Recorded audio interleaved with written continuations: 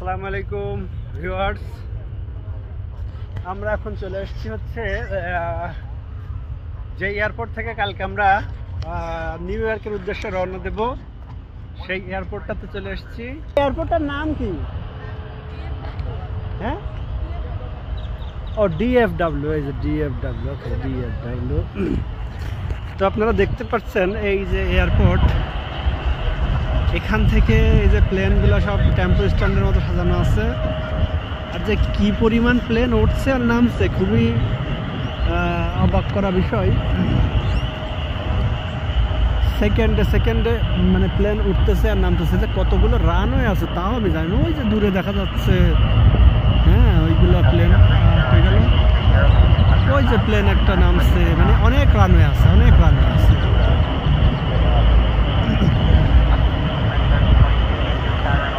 কোনোটা উঠে যাচ্ছে, কোনোটা নামছে, মানে এরকম অবস্থা।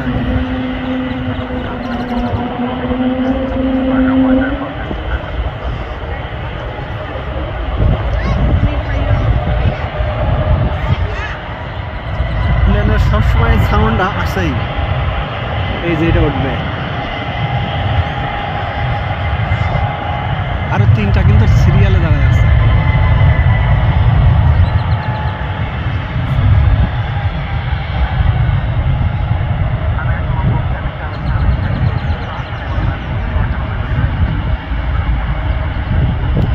হলুদ যেটা যাচ্ছে স্পিডে আমরা যাবো। এইটা মাত্র এই যে এইটা উড়ে গেল, এইটা রানওয়েতে উড়ে গেল। আর অলরেডি চারটা লাইনে দেখাচ্ছি আমি। প্লেন যাবে হচ্ছে এই একটা উড়বে এখন, তারপরে এইটা, তারপরে এইটা, তারপরে এইটা, মানে চারটা অলরেডি লাইনে। আমাদের সেই ভিত্তিপাড়ায় টেম্পো যেভাবে দাঁড়ায়, ঠিক ওইভাবে টেম্পোর মতো একটা একটা করে আসতেছে আর উড়ে চলে যাচ্ছে।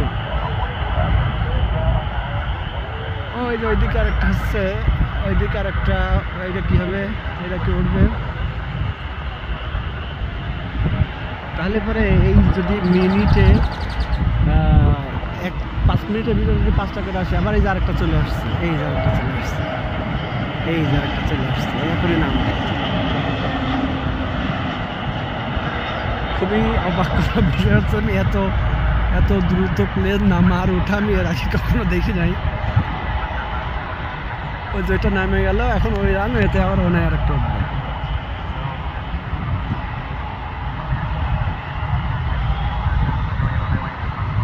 এই যে আরেকটা, ওই যে ও নামার সাথে সাথে পারমিশন দিয়ে দিচ্ছে।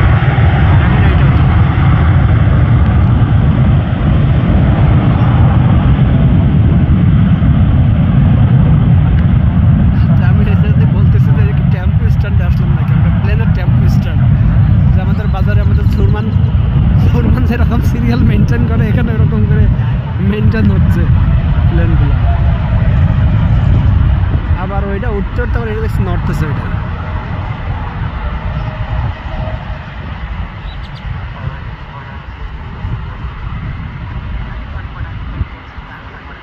কিন্তু ওটা ওঠে না কেন? এইবার উঠলো, ওই যে উঠে গেল। হ্যাঁ, এবার উঠেছে।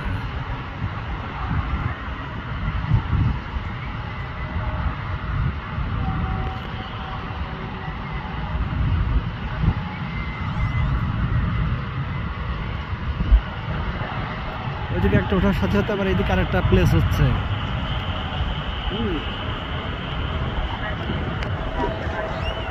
এইদিকে আরেকটা প্লেস হচ্ছে, আবার যদি কোনোটা না আসে তাহলে হয়তো এটা ক্লিয়ারেন্স পেয়ে যাবে। হ্যাঁ,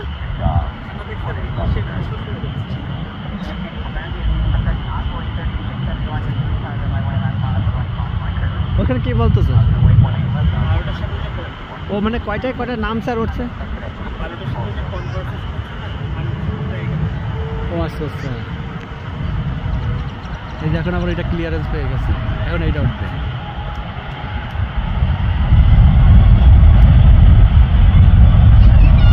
খুবই মজার একটা বিষয়।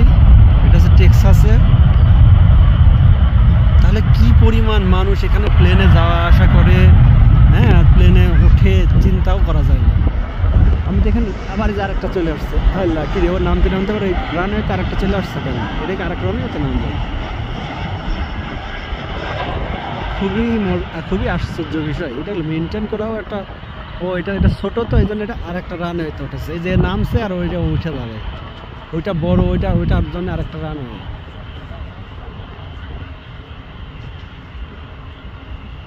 এই যে একটা নামলো আর ওইটা উঠে চলে গেল।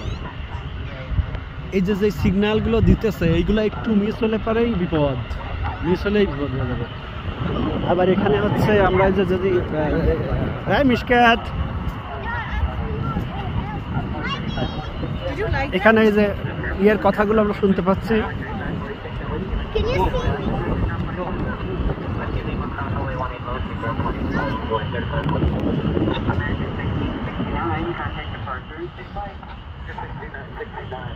এখানে যে কথাগুলো শুনতে পাচ্ছেন, এগুলো পাইলটের সাথে কথা হচ্ছে, সেই কথাগুলো এখানে বলতেছে। আজকে ওয়েদার একটু ঠান্ডা।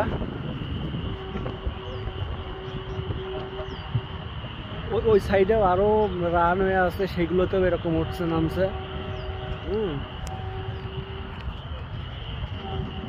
তো এই যে আরেকটা চলে আসছে, এই যে আসতেছে।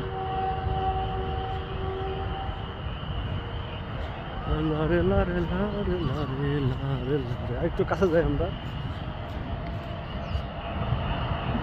কই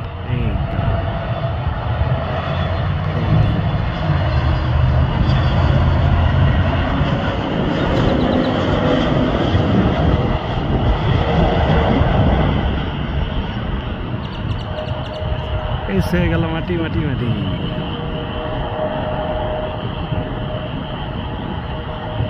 এই যে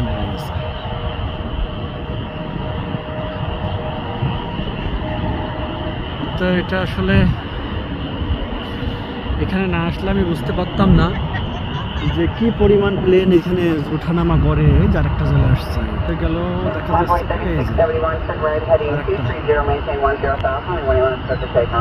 এই যে কথাগুলো শোনা যাচ্ছে, এইগুলো হচ্ছে ওখানে ওই সাইডে আরো রানওয়ে আছে।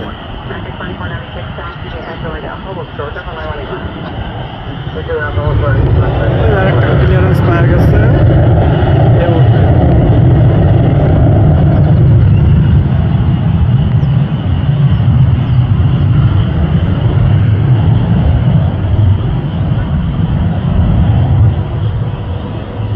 আমার এখন পর্যন্ত ভিডিও করা হচ্ছে মানে 7 মিনিট।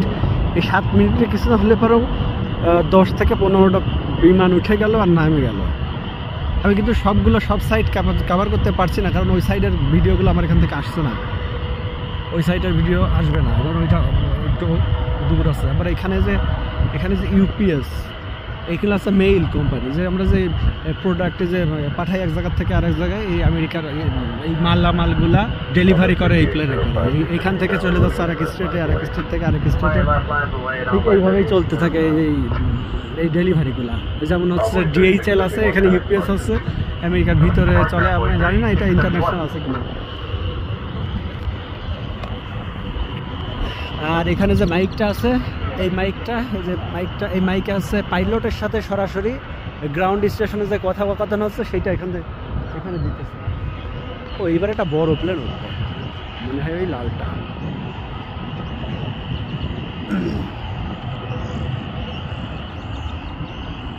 তো আসলে খুবই অদ্ভুত, এটা কি করে এটা মেনটেন করে, আমি সেই চিন্তা করছি। সর্বনাশ, এত তাড়াতাড়ি প্লেন উঠতে নামলে সেটা মেনটেন করার জন্য তো অবশ্যই ওদের সিস্টেম আছে অবশ্যই। আজকে ওয়েদার একটু ঠান্ডা লাগতেছে। আবার এখানে হচ্ছে দূরবীন দিয়ে দেখার একটা ব্যবস্থা আছে, দেখি।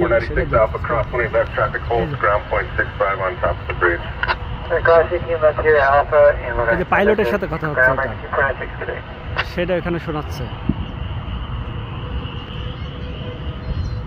তো এদের আসলে গোপন করার মতো কিছু নেই, এরা গোপন করতে চায় না। এটা সবসময় মানুষকে জানাতে চায় যে আসলে হোয়াট হ্যাপেন্ড নেক্সট। যার কারণে এইসবগুলো গোপন না করাই ভালো। এখানে যে পানির বোতল আছে, কেউ যদি ইচ্ছা করে পানি খেতে পারবে, হ্যাঁ, খাবার পানি। এটা ছোট বাচ্চাদের জন্য খাবার পানি আসে 5-6টি হতে পারে।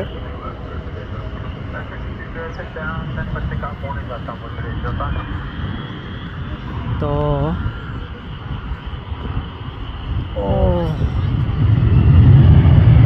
একটা উঠতেছে, খুবই আশ্চর্য। আমি এখানে না আসলে আসলে বুঝতেই পারতাম না। নিউ ইয়র্কের লাগাডিয়াও দেখি আমি, কিন্তু নিউ ইয়র্কের লাগাডিয়া মানে এত ওঠে না। আর সবসময় আমি প্ল্যান দেখি, আমি জানি না কারণ এখানে এরকম কোনো জায়গা আছে কিনা দেখার। তা না, এখানে আসলে সব জায়গায় এত পরিমাণ জায়গা, এগুলো খুঁজে খুঁজে বের করাও খুবই মুশকিল। আমরা কালকে বাসায় যাবো এই হলুদ এইটাতে, স্পিরিটের এইটাতে।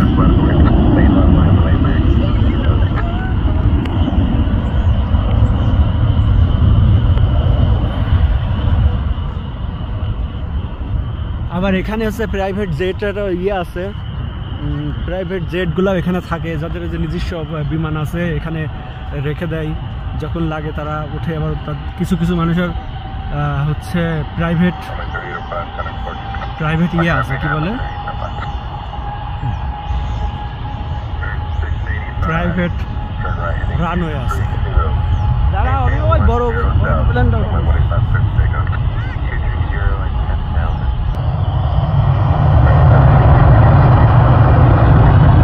অনেক বড়, এইটা মেবি ইন্টারন্যাশনাল ফ্লাইট।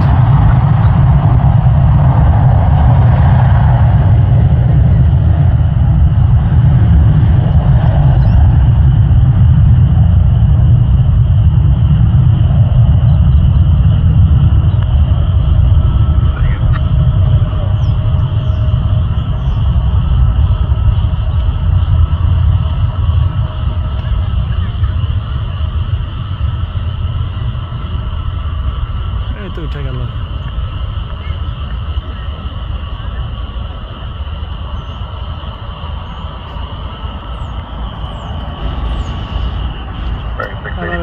চলে আসতেছে, মানে আমি কোনটা রেখেছে কোনটা ভিডিও করবো তাই বুঝতে পারছি না আসলে।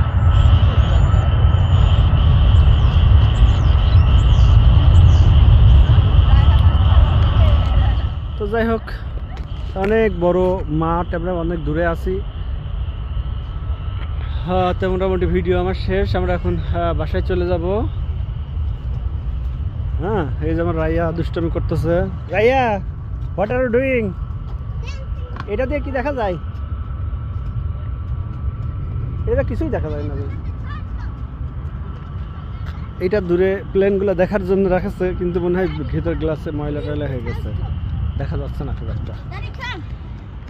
ওকে, ধন্যবাদ, সবাই ভালো থাকবেন, আসসালামু আলাইকুম। তো আমরা গতকালকে যে ভিডিওটা করেছিলাম সেটা হচ্ছে এয়ারপোর্টের বাইরে থেকে, আর আজকে যেটা করতেছি এটা আমি এয়ারপোর্টের ভিতরে। আমরা অলরেডি বাসার উদ্দেশ্যে রওনা দিয়েছি। এখন বাজে সকাল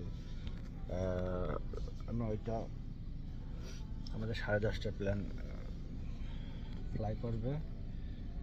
তো আমরা এই যে এই বিমানটাতে আমরা যাব। তো কালকে যেই বিমানের ছবিগুলো দেখিয়েছিলাম, এটা আসলে এই এয়ারপোর্টেরই, এটা খুবই বিজি এয়ারপোর্ট, এবং এটা আপনার হচ্ছে প্রচুর গেট, অনেক ওঠানামা করে। আর এখানে বিমানের রেন্ট অনেক কম, মানে আমাদের বাংলাদেশের তুলনায় হিসাব করলে এখানে অনেক কম, কারণ বাংলাদেশে তাহলে এত ফ্লাই করে না, যার কারণে যদি একটা জিনিস যত বেশি চলবে তখন সেটাতে প্রফিট কম করলেও কোম্পানির লস হয় না। তো বিষয়টা ওই রকমই, প্রচুর পরিমাণে হচ্ছে মানুষ জায়গায় আসা যাওয়া করে, যে পরিমাণ উঠানামা করলে আমাদের হচ্ছে নিউ ইয়র্ক টু টেক্সাসের যে ফ্লাইটে আমরা আসছিলাম, এই ফ্লাইটটার 4 ঘন্টা লাগে রাস্তায়, মানে আকাশে 4 ঘন্টা লাগে। এটা হচ্ছে এয়ারবাস A321। তা আমাদের 4 ঘন্টা লাগবে যাইতে, আসতেও 4 ঘন্টা লাগছিল, কিন্তু যাইতে মানে একটু কম লাগবে কিছুটা। পাইলটটার ভিতরে সব ঠিকঠাক করতেছে জিনিসপত্র।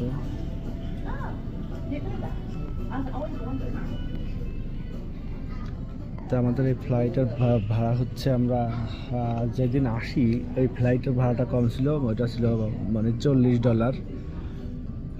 আর আমাদের যাওয়ারটার ভাড়া একটু বেশি, কারণ হচ্ছে এখানে স্কুল ছুটি হয়ে গেছে, তো মানে যে সামার ভ্যাকেশন শুরু হয়ে গেছে, এখন সবাই মানুষ যাওয়া আসা করবে, যার কারণে আমরা যাওয়ার টিকিটটা পাইছি হচ্ছে $80।